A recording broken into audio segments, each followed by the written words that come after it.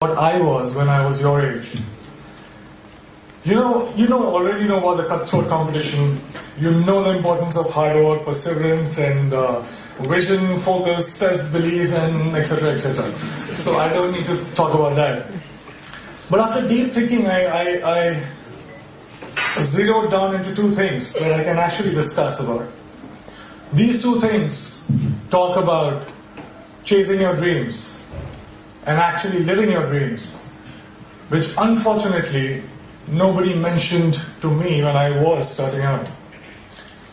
And those two things are, can I write down? Can you see the boards? All right. It's a magnet. Wow.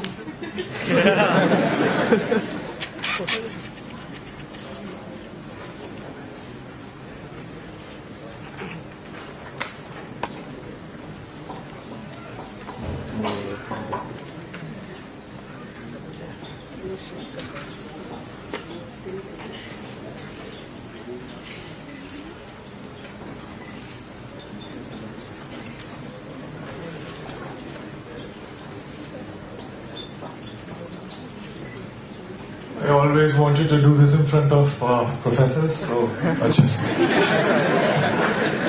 Sorry for that. So those two things are the biggest lie and the only truth about success that I was told about. Now the biggest lie was money plus recognition is equal to happiness, is equal to success. So let me begin by mentioning that I come from a very middle class family. And when I was growing up, money was a big differentiator in my life. Also in the three generations of my family that I know of, that are documented, nobody knew what fame felt like. So basically, both money and recognition were missing when I started out. So I already started out as a failure. Let me be very precise. My family told me that I had to become an engineer. Medicals were booked for my sisters. So once I'm an engineer, then I can, try civil services examination, and then probably, that will be like opening the doors for all kind of happiness, and I'll be forever successful. I'll be forever happy. This is the conditioning that I experienced when I was growing up. Alright, fair enough. Good deal. So I became very good in studies. Did fairly well in my 10th board exams. And then off I went to Delhi for my plus 2. Got myself enrolled in a nice school. And Vidyamandir and Fiji and half a dozen of other coaching institutes. And I used to share my room with 3 other similar aspirants. What it meant was, every day after finishing my assignments, school assignments, and preparing for my engineering entrance exam, I had to wash my clothes and I had to cook food for myself. But I wasn't complaining. Well, it was worth it, because after all, I was, for the very first time in my life, I was so close to become successful for the first time in my life. So finally I slogged, I got selected for several engineering colleges, and I decided to take admission in Delhi College of Engineering, which is now known as DTU. Thank you. Were you my senior or junior?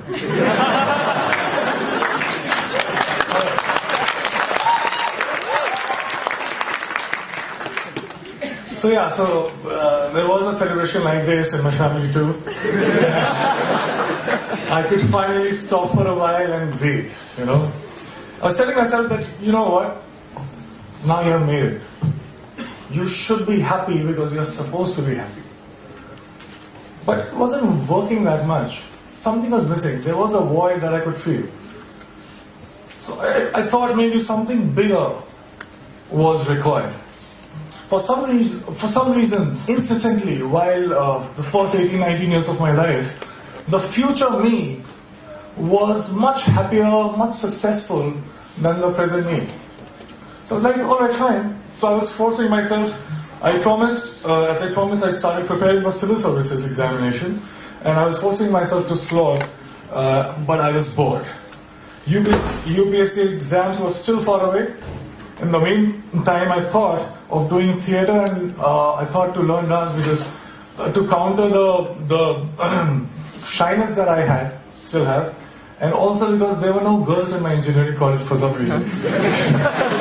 I mean, I felt cheated, man. We slog so much, you crack the entrance exam and you find that there are no girls. So, yeah, so somebody told me that there are very good-looking girls in dance schools. So I was like, fine, I'll go there. And once I started with performing arts, I knew one thing for sure. I knew that I quite like it. And 3 years later, imagine me sitting in the campus and I'm thinking, alright, I'm really interested in performing arts. And all I want to do is to earn money and to be recognized. So if I become a movie star, I actually was very serious and I dropped out of my college in the 3rd year when I was just 2 semesters away from getting the degree, engineering degree. Came to Mumbai, got heavily into theatre and also other skills that I thought were necessary to become an actor. And by the way, this time I stayed with 6 other guys in a single-room kitchen. But this time I was prepared for it. This time there was one difference. I was driven. My self-respect was at stake. My ex-college mates, one of them is sitting right here in black shirt, they thought that I was that disaster that folks in engineering and B schools should never become. So I had to prove a point to everybody. I had to prove a point to my family. Most importantly, I had to prove a point to myself. And this was the time when I was also a background dancer. So I was dancing behind all the possible stars that you can think of, Shah Rukh Khan, Shahid Kapoor, everybody. And I was thinking to myself while I was performing, okay, it's just 3 steps away, there I have to get. And everything will be sorted. And I kept going like that. And 2 years later, guess what? I got myself my first big break. I was selected for a primetime show on a TV. Now hear me out, it was seriously a big break. Because I started earning. People started recognizing me. To be honest, I would deliberately go and roam in all these malls so that people could look at me, smile, ask for my photograph.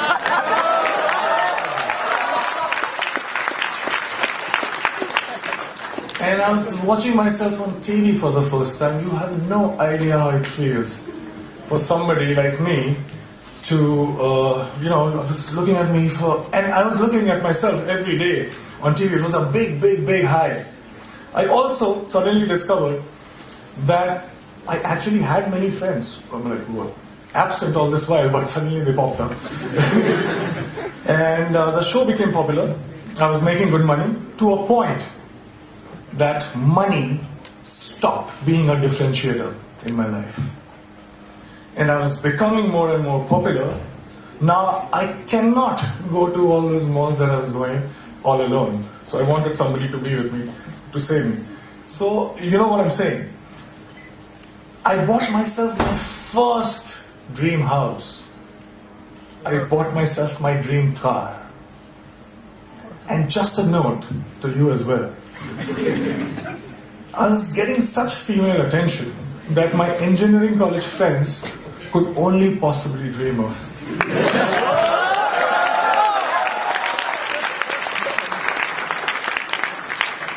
So I was having a time of my life. And then something unusual happened. I got used to everything. And I felt cheated. I stayed with all these dreams for 10 and 15 years of my life. I was promised happiness and I was promised success. But all these things stayed with me just for a few days. And I'm punctuating me because I started from zero money and zero recognition. So I was not happy. How can that it be? I didn't like this version of success. And the future me again was luring the present me. But this time, I decided otherwise. I would do something else. So that gets us to the second point, which is the only truth. I won't take too much time, I'll just try to keep it short. I figured something. I figured that something, seemingly big things, were not that big once I got them. And looking back in the past, I realized that maybe smaller things were way bigger. And there was one thing that was missing in my life that was the cause of this illusion. And that thing that was missing was now.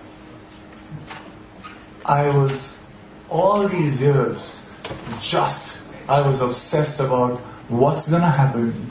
I used to draw those flowcharts that we are taught in schools.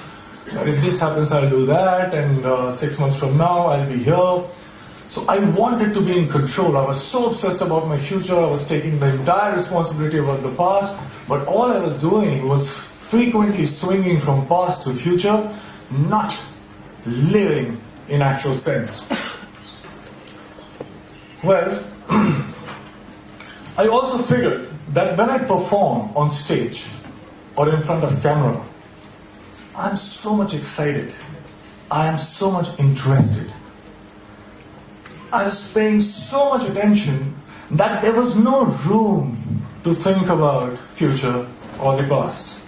I was just there in the moment. I was alive in true sense when I was performing. And for the first time, trust me, in a long time, I understood the true meaning of success, which was not money plus recognition, but it was now plus excitement. This realization happened in 2011, and it has been 5 years. Now let me share another very short story with you. When I was in school, 4 to 5:30 p.m. was the time when I was allowed to go out and play. I was asked to be an engineer, but the entire day I used to wait for 4 p.m. to happen. I would step out, and the next 1.5 hours felt like 5 minutes. I didn't understand this then, but now very honestly, very confidently, I can tell you this, that I'm living that 4 to 5:30 life right now since last 5 years.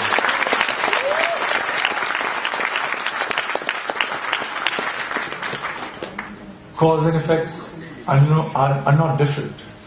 Excitement is the cause, excitement is the effect. I get tired again and again because all these success mantras that we talk about, hard work, belief, focus, vision, risk-taking, talent, perseverance, we can go on and on.